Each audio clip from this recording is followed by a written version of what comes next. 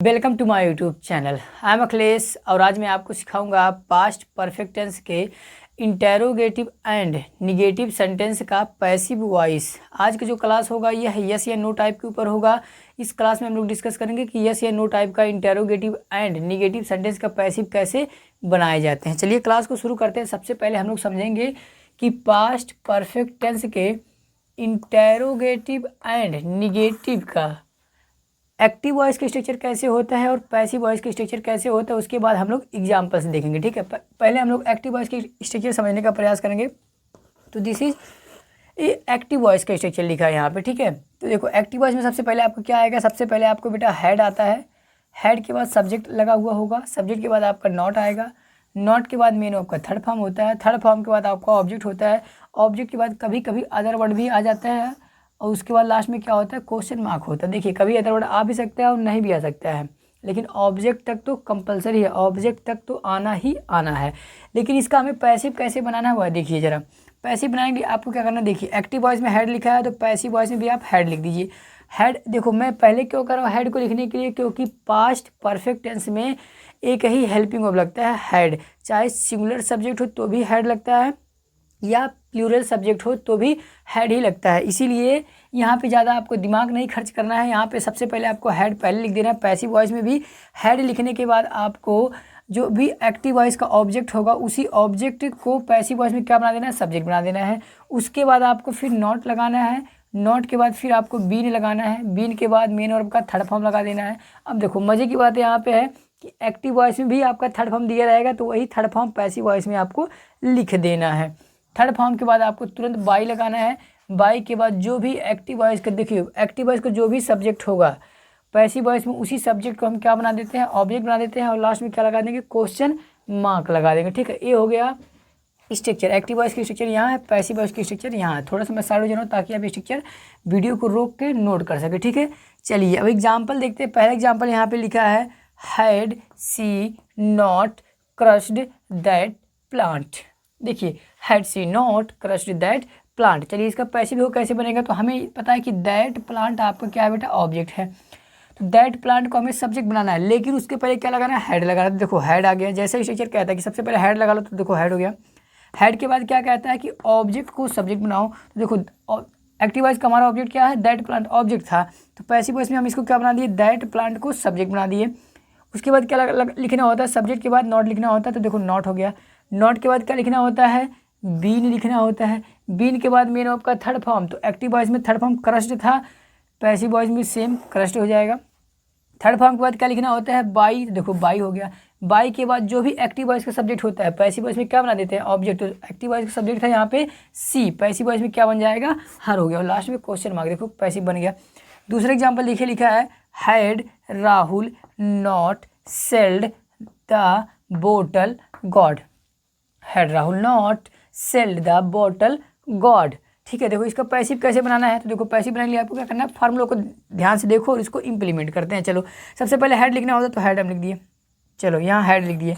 अब हेड के बाद देखो ऑब्जेक्ट को सब्जेक्ट बनाना होता है, तो एक्टिव वॉइस का ऑब्जेक्ट कहाँ है, द बॉटल गॉड। ये आपका ऑब्जेक्ट है। तो पैसिव वॉइस में से क्या बनाना है, सब्जेक्ट। द बॉटल गॉड ये आपका बन गया, सब्जेक्ट बन गया। अब इसके बाद क्या लिखना होता है, देखो सब्जेक्ट के बाद नॉट, तो नॉट हो गया। नॉट के बाद बीन लिखना होता है, देखो बीन लिखा है। बीन के बाद मेन आपका थर्ड फॉर्म, तो थर्ड फॉर्म यहाँ पे सेल्ड हो गया। थर्ड फॉर्म के बाद तुरंत लगाना होता है बाई। देखो बाई हो गया। बाई के बाद जो एक्टिव वॉइस के यहाँ सब्जेक्ट है इसी को हम पैसिव वॉइस में क्या बना देते हैं, ऑब्जेक्ट बना देते हैं। देखो राहुल हो गया।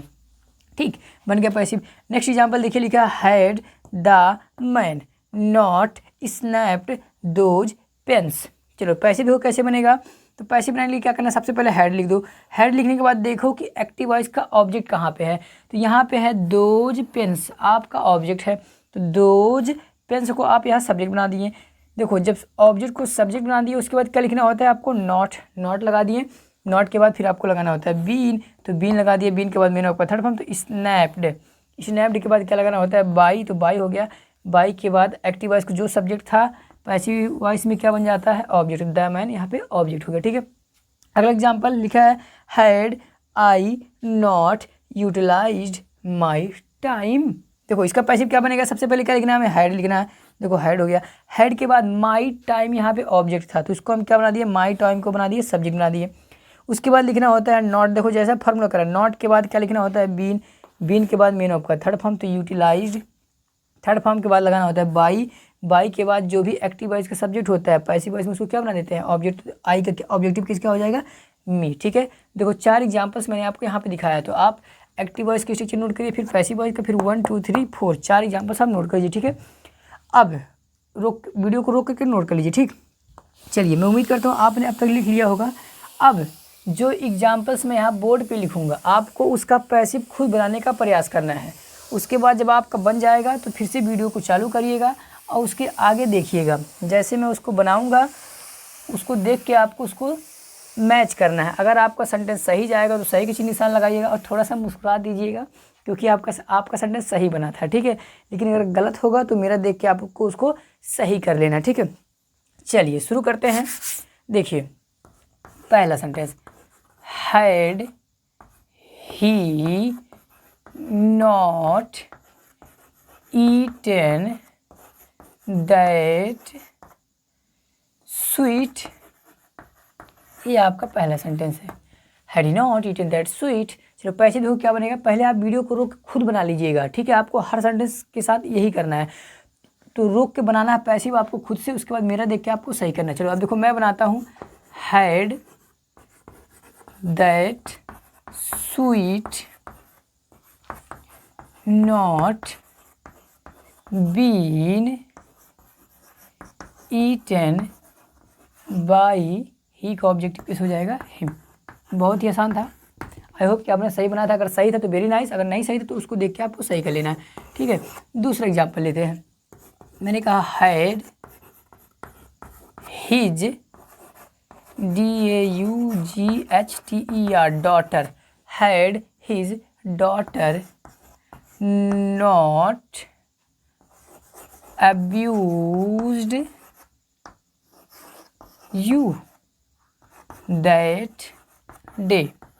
देखो दैट डे आपका अदर वर्ड है तो इसको आपको टच नहीं करना है, यू हमारा ऑब्जेक्ट है तो इसका देख के हमें पैसिव बनाना है। ठीक है, चलो पैसिव बनाते हैं, पहले आपको खुद बना लेना है, उसके बाद फिर मेरा देख के आपको सही करना है। देखो यू आपका ऑब्जेक्ट है, लेकिन उसके पहले हमें लगाना हैड, हैड के बाद यू को बना देना है सब्जेक्ट हो गया, इसके बाद लगाना है आपको नॉट, नॉट के बाद लगाना है बीन, बीन के बाद मेन आपका थर्ड फॉर्म तो अब्यूज्ड, थर्ड फॉर्म के बाद बाई तो बाई हो गया, बाई के बाद ऑब्जेक्टिव केस तो हिज DAUGHTER डॉटर हो गया। अच्छा दैट डे है तो दैट डे जगह थोड़ा सा कम पड़ गया, तो लास्ट में डॉटर के बाद क्या रहेगा दैट डे, आप अंत में लिख के लास्ट में क्वेश्चन मार्क लगा दीजिएगा। ठीक है, तीसरा एग्जाम्पल देखते हैं, had we not invited them. देखिए had we not invited them, देखो इसका पैसिव क्या बनेगा, सबसे पहले आप हैड लिख दो, हैड के बाद देखो यहाँ ऑब्जेक्ट है तो इसको सब्जेक्ट बनाएंगे तो दे हो जाएगा, सब्जेक्ट बन जाएगा दे।